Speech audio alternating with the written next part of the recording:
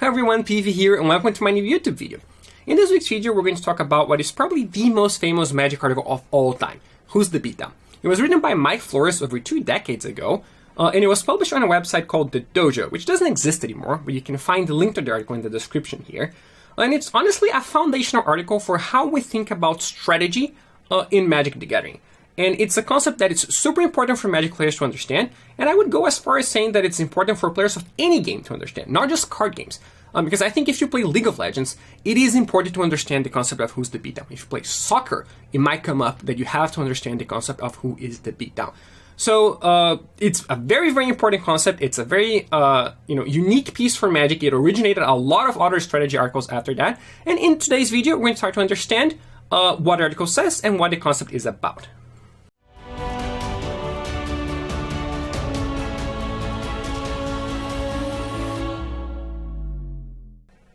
And in this video, we're actually going to go a little bit ahead of Who's the Beatdown, because even though Who's the Beatdown does a great job of introducing the question, it tells you why you have to consider who the beatdown is. It does a good job of that. It's actually very limited in how it approaches the solution to the problem. So it's good at getting you to ask the question, but it's not actually very good at solving the question. So today I want to do both. I want to explain to you why it's an important question to ask, and I want to explain to you how you solve it during the game. According to Flores, in each game of Magic, there is going to be one player who is the beatdown and one player who is not the beatdown. You need to understand which role you're supposed to perform so that all your decisions can make sense. So you can have a framework that guides your future decisions in that game. I believe he uses the phrase, misassignment of role equals game loss. I think for the most part, that is true. For the most part, there is going to be a player who's the beatdown and a player who's not. And you need to know which one you are. Because otherwise you're just going to make disconnected decisions that are not going towards one particular goal. For example, imagine you have a 2-2 and your opponent has a 2-2. Should you attack? Right? Do you want to trade 2-2s? If they attack, should you take 2 damage or should you block? Should you attack back for 2? Right? These are all decisions that become much harder if you don't know who the beatdown is supposed to be. If you don't know you're supposed to be the control player in this match or not. Right? Imagine they play a creature. You can kill the creature or you can take 2 damage. Or you can leave your removal spell back to kill a blocker. Which one is more important, your life or their life? These are questions that you will face during a game of Magic, and because of that, you need to know which role you're supposed to perform, because knowing your role will be a framework that will point every decision towards the same direction. If you're just making these decisions individually, you're basically making them at random, and you end up with some place leading you towards being aggro, and some place leading you towards not being aggro, or the beatdown. And then that's a disaster, right? So you have to be consistent in how you approach the match, and the main point of convergence for all your decisions is whether you are the beatdown or not. Then Flores goes on giving you some examples of decks that are the beatdown or not in some particular matchups. For example, he talks about Counter Slivers versus a combo deck, right? Counter Slivers is an area control deck that is similar to Delver or Rogues or Fairies. You just want to play some threats and counter whatever they play. And then he talks about how when he played that matchup, his opponent didn't understand that they had to be the aggressor. They sat back and tried to play the control role, and then they just lost because of that, right? So they had to be more aggressive than they were. And that is valid, but the issue that I have with this particular classification is that it frames who the beatdown is in terms of deck building and deck selection, right? It means that your deck choice defines if you're going to be the beatdown or not. And I just don't think that's true. For example, at the start of the article, Flores talks about how in any matchup that is not a true mirror, there's going to be someone who's the aggressor and someone who's not the aggressor. So he's saying that if you're playing the 75 card mirror, this is not going to be the case because he's framing the problem as a deck problem. Which deck is more aggressive? Well, if the decks are identical, then it's by definition, you can't have one player that's more aggressive, right? Because the decks are identical in his framework of the problem. But I would argue that even if you are playing the 75 card mirror, there is always going to be someone who's the beatdown and someone who's not the beatdown. It is a zero-sum game. You can't have both players being the beatdown and you can't have no one being the beatdown. So you have to distance yourself from this deck building framework because it only goes so far. Flores' point also ignores the fact that a lot of the time, the player who's supposed to be the beatdown changes during the game. Sometimes I feel like I'm the beatdown, and then something happens, I'm not the beatdown anymore. But if this is a function of what deck I'm playing, this shouldn't happen, right? Because I'm playing the same deck that I was playing before during a match. So I think this, to me, shows that this is not a problem of what deck you're playing, as much as it's a problem of what's happening in the game. And this is honestly something that makes sense if you consider who Mike Flores is. Mike Flores is a famous Magic writer, he's a famous Magic theorist, he's a famous Magic deck builder.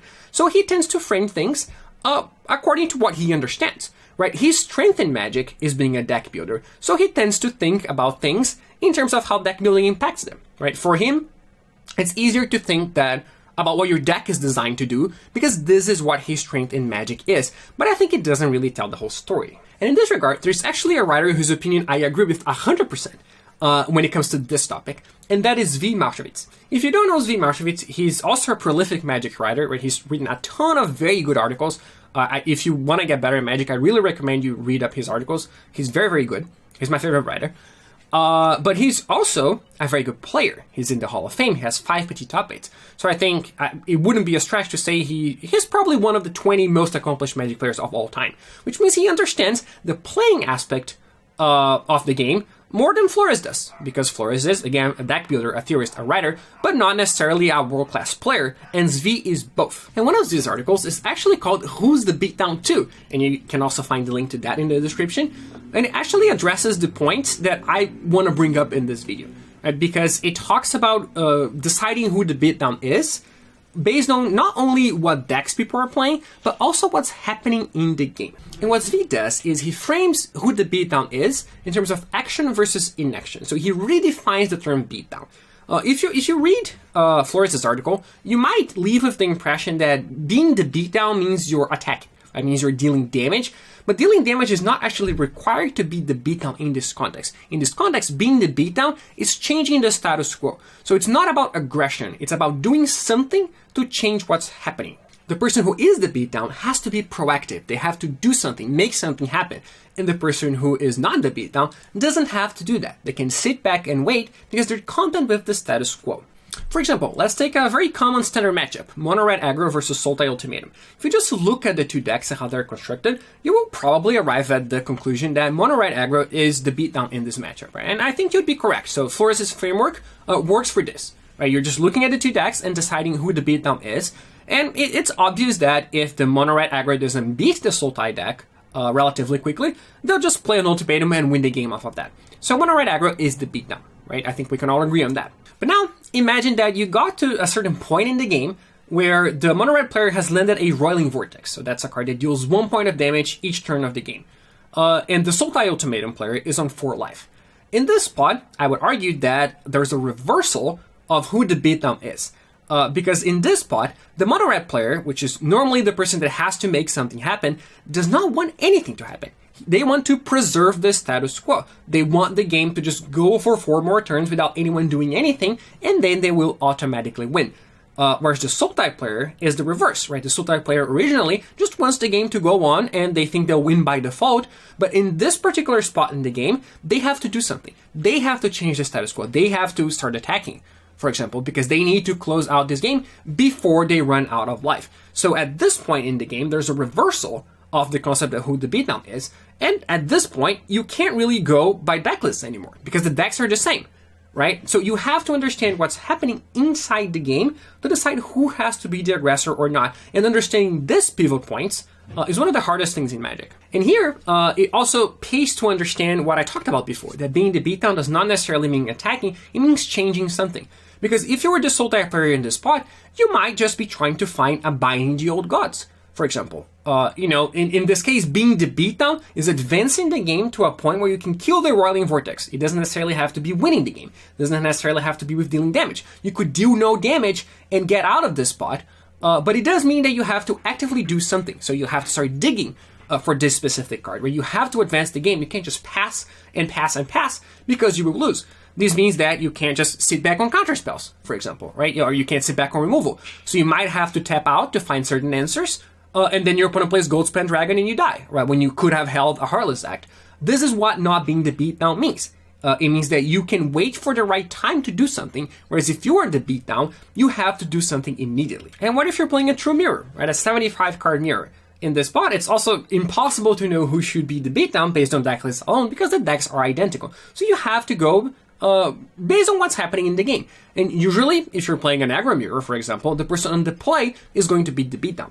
And the person on the draw, even though they don't want to not beat the beatdown because you're playing a beatdown deck, might be forced to assume that role. Alright, and sometimes you just can't because your deck is not designed for that. And then you'll lose most of the time. Because the other person is just going to be better at doing the beatdown thing than you. This is what happens, for example, in the Grow Mirror in Historic. Right? In the Grow Mirror, both players are the beatdown. Their decks just only go forward. Right? There's no blocking. Things have haste. There's Uncrop Crasher that makes blocking impossible. There's Embercleave, which is an attacking only card. Right? So blocking is just really bad. But what this means is that both players are going to try to beat the beatdown. Because they don't have the resources to not beat the beatdown. This is the only thing that can do, and the person on the play is usually going to succeed, the person on the draw is usually going to fail. Right, so there's nothing that you can do about that, and then you just lose because you're not, your role of what you should have to do, which is be in control, is incapable of being performed by your deck. So you're probably going to lose there if your opponent has any semblance of a good draw.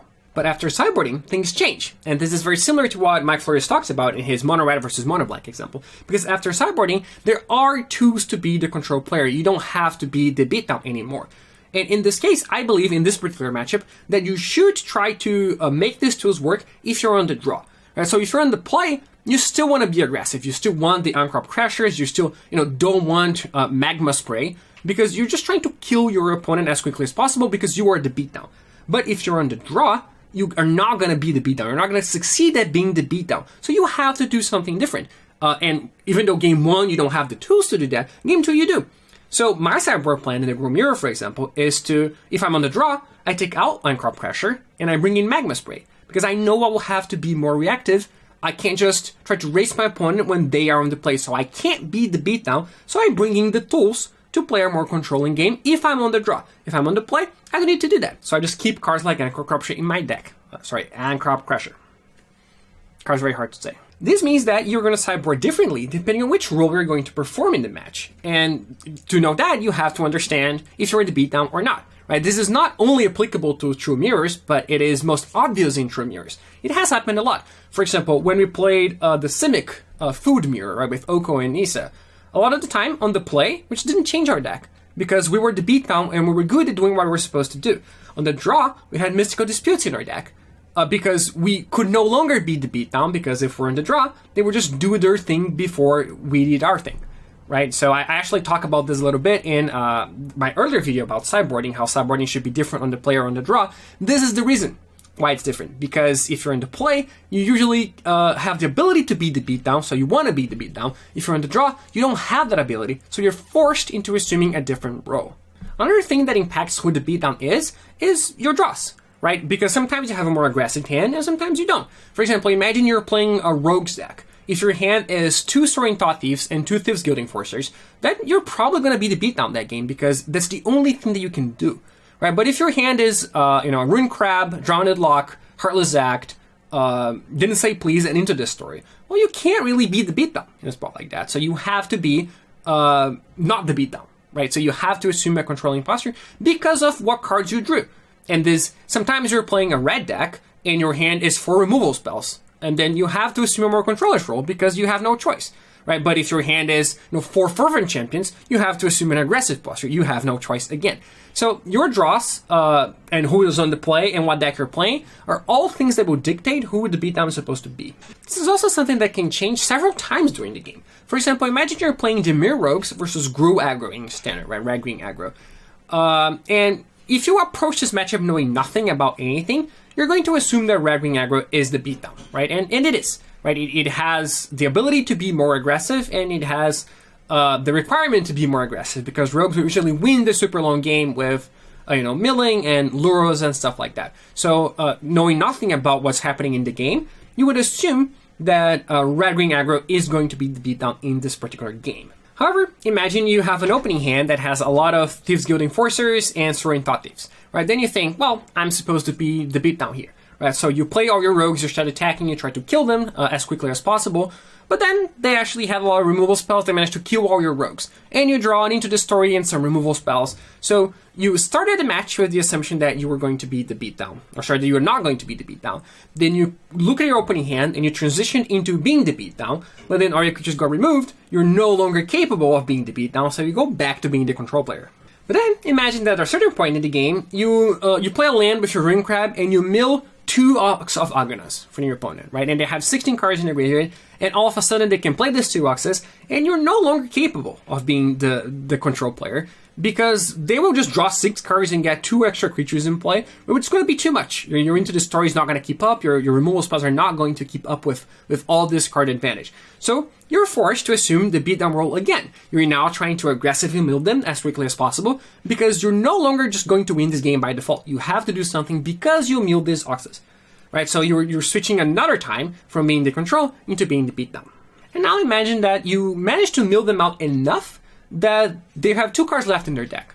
Right, in a spot like this, they're suddenly the beatdown again, because they have the pressure of having to change something in the game. Because if the status quo doesn't change, then they're going to draw the first card, they're going to draw the second card, and they'll lose when they can't draw the third card. So they now have the pressure because they have to kill you. So they have to do things. They have to start attacking. They can no longer play the control role. So this is a match, it's a very common scenario actually, in which who the beatdown is changes several times during the match depending on what's happening. And you honestly can't predict it necessarily, right? It doesn't mean that any player did something wrong at any of those points, because you had an aggressive hand, you had to be the beatdown, but then your opponent had a lot of removal spells, so they had to be control. And once that happened, you could no longer be the beatdown, so it switched. So it doesn't mean that anyone did something wrong. It means that it is normal for who the beatdown is to change a lot during the same game, especially when decks like rogues are included, right? Any aggro control deck, this will change a lot if any aggro control deck is involved. Rogues, Devil Fairies, stuff like that. So to sum it up, Who's the Beatdown is a concept that you need to understand because it directs all your choices, right? It's an arrow pointing in the right direction. It doesn't make your choices for you, but it tells you which direction you have to go with your choices. So it's a framework under which you make all your decisions. It is influenced by which decks you're playing, who's on the play, who's mulligan, what kind of hands you have, where the game is at. So it's something that is constantly changing. You can't rely only on your decks to tell you if you should be the beatdown or not, because sometimes your decks are the same, right? And then it wouldn't even tell you anything. And the best thing that you can do to know if you should be the beatdown or not is to try to figure out who has to do something, who has to change the status quo. If you're happy with things the way they are, and you feel like you don't have to do anything, you don't have to act, you'd be happy if the game just continued for 10 more turns without anything happening, then you're not the beatdown. If you're not happy with that, if you feel like you have to change something, you have to do something to advance your own gameplay, then you're the beatdown. And whether that means actually beating down, killing your opponent, or dealing damage to your opponent, or just deploying more threats, or even finding a specific card like the Binding of the Old Gods or Binding the Old Gods, it means that you have to do something. So always try to ask yourself the question, if from this point forward nothing happens, am I going to win? And if the answer is no, you have to do something. You have to be the beatdown. It doesn't matter if you want to be the beatdown. It doesn't matter if you can be the beatdown. You have to be the beatdown to the best of your ability, because if you aren't, you are going to lose. That's what I got for today, and if you like these videos and want to support my work a little bit more, you can do that while getting some extra perks on my Patreon page. It's patreon.com/PVDDR. And special thank you to my biggest supporters, Daniel Luz, Foxy, Fernando Vizeu, Geoffrey Whitehead, Jaime Gonzalez, Lawson, Mattia Giardini, TJ Webb, and Thomas Pocorni. I really appreciate the support, and I'll see you next week.